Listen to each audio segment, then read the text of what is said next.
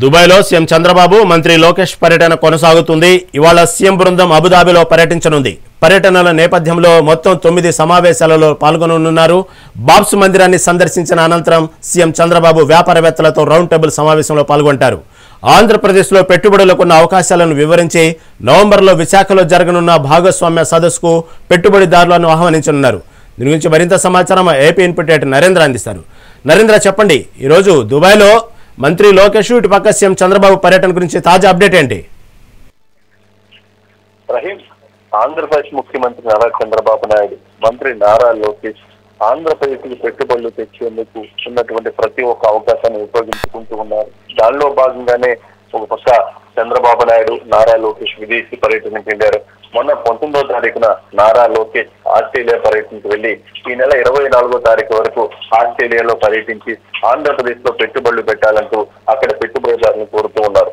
మరోపక్క చంద్రబాబు నాయుడు కూడా నిన్న దుబాయ్ పర్యటనకు వెళ్లారు.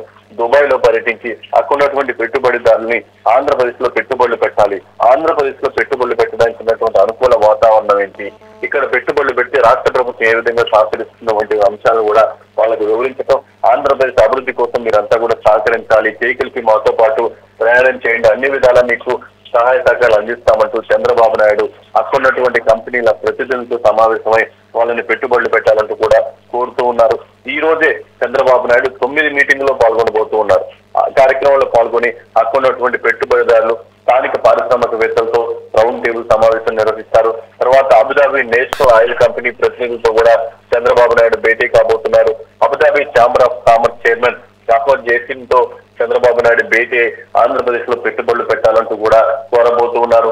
దాంతో పాటు G42 CEO కూడా చంద్రబాబు నాయుడు భేటీ కాబోతూ ఉన్నారు. ఆంధ్రప్రదేశ్ లో పెట్టుబడులు పెట్టాలంటూ ఆయన కోరబోతూ ఉన్నారు. దాంతో పాటు అబుదాబి పెట్టుబడుల విభాగం చైర్మన్ ఖలీఫాతో కూడా చంద్రబాబు నాయుడు భేటీ అవుతారు. ఆ తర్వాత లూలు గ్రూప్ CMDతో కూడా చంద్రబాబు నాయుడు సమావేశమై ఆంధ్రప్రదేశ్ లో పెట్టుబడులు పెట్టాలంటూ కోరబోతున్నారు. తర్వాత ఎస్ట్ ఐలాండ్ లో ఒక ఏదైతే పర్యాటక ప్రాజెక్ట్ ను సందర్శించి అక్కడ దాన్ని ఏ విధంగా నిర్వహిస్తున్నారు ఏంటనేది కూడా చంద్రబాబు నాయుడు పరిశీలించబోతూ ఉన్నారు. తర్వాత ఏదైతే దీనికి సంబంధించినటువంటి భారత్ కాన్సుల్ జనరల్ నివాసంలో కూడా ముఖ్యమంత్రి చంద్రబాబు నాయుడుకి ఇచ్చేటువంటి గౌరవార్థం ఇచ్చేటువంటి విందులు కూడా హాజరు కాబోతూ ఉన్నారు. ఆ కార్యక్రమంలో పాల్గొనబోతూ ఉన్నారు. చూశాం కదా, మొత్తం ఈ రోజు ముఖ్యంగా చాలా ప్రధానమైనటువంటి కార్యక్రమాలు ఉన్నాయి. ఆ కార్యక్రమంలో చంద్రబాబు నాయుడు పాల్గొని అక్కడ ఉన్నటువంటి పారిశ్రామికవేత్తల్ని, పెట్టుబడిదారుల్ని ఇక్కడ ఆంధ్రప్రదేశ్ లో పెట్టుబడులు పెట్టాలంటూ కూడా కోరబోతూ ఉన్నారు. దాంతో పాటు మరోపక్క నారా లోకేష్ కూడా ఈ రోజు చాలా బిజీ షెడ్యూల్ తో ఉండబోతూ ఉన్నారు. ఈ రోజు ఉదయం 9:30 యూనివర్సిటీ ఆఫ్ మెల్బోర్న్ లో సందర్శించబోతూ ఉన్నారు. దాన్ని సందర్శించి అక్కడ కార్యక్రమం పూర్తయిన తర్వాత ఏదైతే 2 గంటలకు విక్టోరియస్ స్కిల్ మంత్రి బెన్ కరోల్ తో కూడా చంద్రబాబు నాయుడు, నారా లోకేష్ భేటీ కాబోతున్నారు.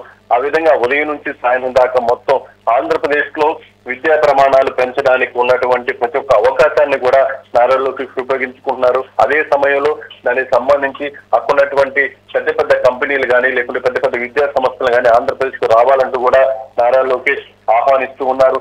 తాజాగా ఆస్ట్రేలియా పర్యటనలో నారా లోకేష్ అక్కడున్నటువంటి విద్యా విధానాలకు సంబంధించి పూర్తి స్థాయిలో కూడా పరిశీలన చేస్తున్నటువంటి సమయంలోనే ఆంధ్రప్రదేశ్ కు వస్తే మీకు అన్ని విధాలు సహకరిస్తాం, ఆంధ్రప్రదేశ్ అభివృద్ధికి కూడా మీరు సహకరించాలంటూ కోరుతున్నటువంటి పరిస్థితిని.